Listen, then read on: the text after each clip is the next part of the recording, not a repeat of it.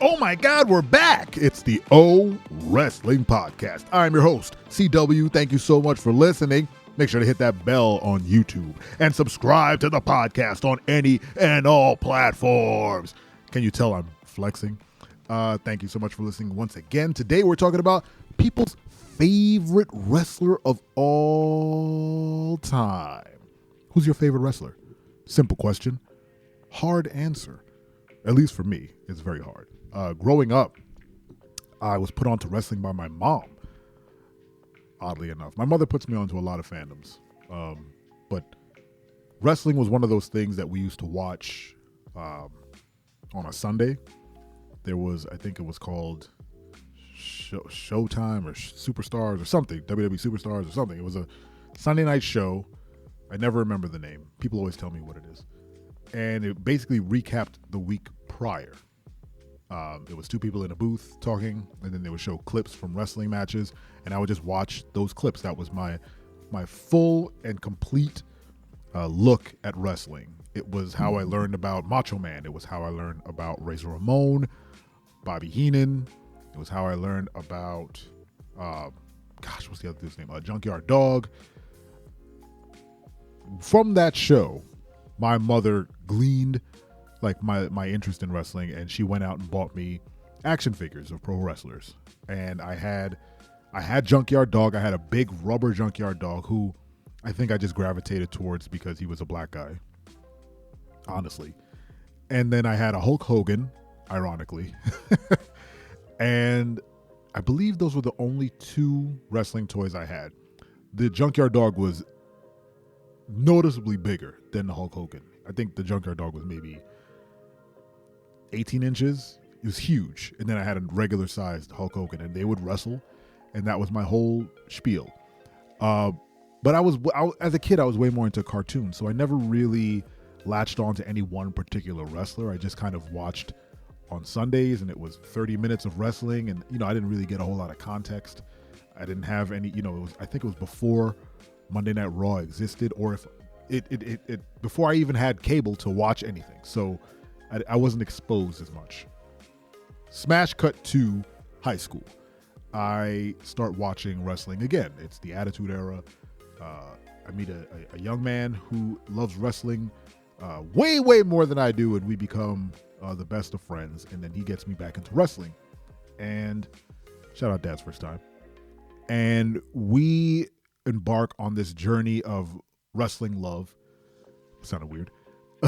Where we would watch pay-per-views together, and we would just talk about all the wrestlers, and he would tell me about The Undertaker back in the day and everything, and I just kind of by osmosis picked up a lot more about wrestling and started enjoying what the Attitude Era had to give. And I think that's when I really started investing time and energy in wrestling. And I was trying to hitch my wagon to a wrestler. You kind of want that one guy that you can say, okay, I like this dude and I can't wait for him to show up, and he's going to wrestle and that's going to be great. And I couldn't really fathom liking any of them. I don't know. None of them were really resonating with me. And this is right when The Rock was getting hot. Stone Cold was emerging as like a huge player in the Attitude Era and whatnot. And I just couldn't, figure out who my favorite wrestler was, honestly. As a side note, my mother's favorite wrestler growing up was definitely Razor Ramon. She always used to quote him, and I think because of that I didn't like him. Like, he must not be that cool if my mom likes him. But yeah, back to the story. So because Dad's first time was a huge Undertaker fan, I started paying attention to Kane, and Kane became my favorite wrestler by association. His association with The Undertaker made me like Kane.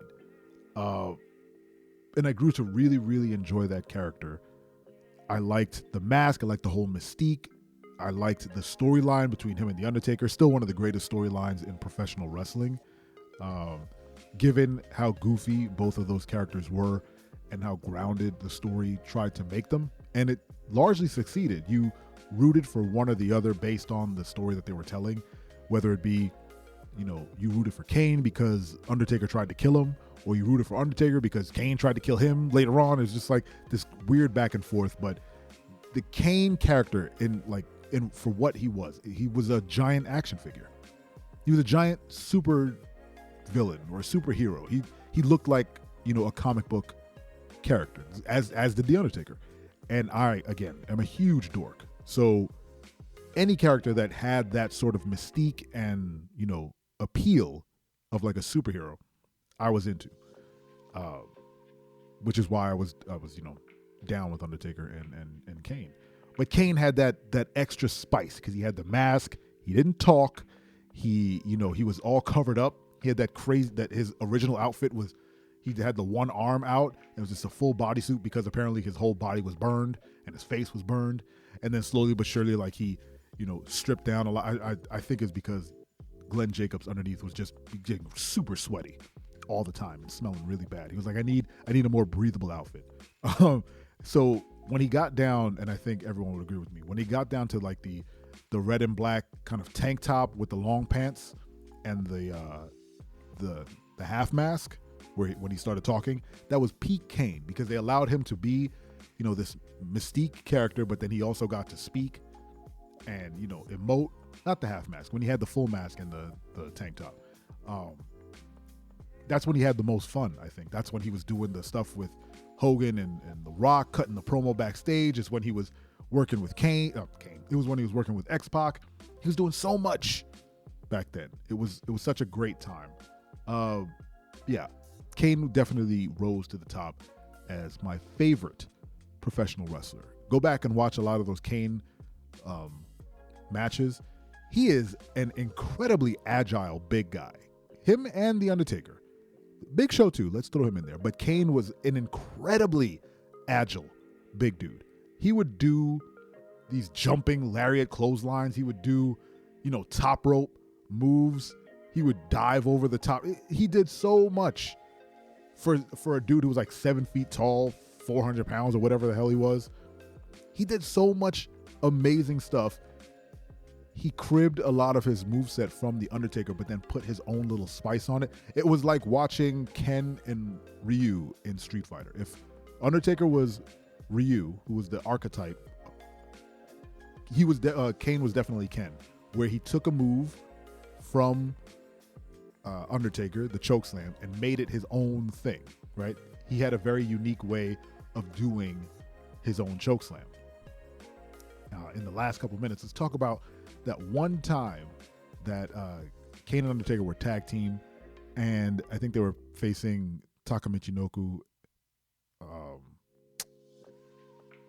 Funaki, and they were Taka and Funaki, I think. And Kane tried to do the last ride, and he picks up, I think it was Funaki, and he, instead of grabbing the dude's trunks, he lifts him up and tosses him over his head.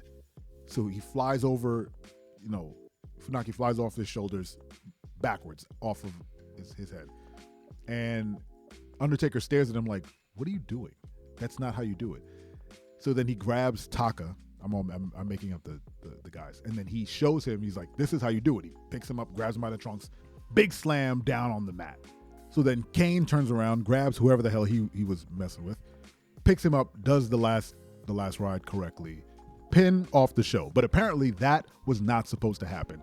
In the Brothers of Destruction retrospective, Kane and Undertaker said that Kane just botched it. He didn't grab the trunks and he didn't slam them. So Undertaker, being the professional that he was, made it a moment between these two characters where Big Brother was going to teach younger brother how to do the last ride properly. And it's such a great storytelling moment for those two characters. It's a great improv moment for them. And kudos to Kai and Tai for taking those bumps like the professionals that they are, just being used as toys for these gigantic behemoths to have some fun on national television.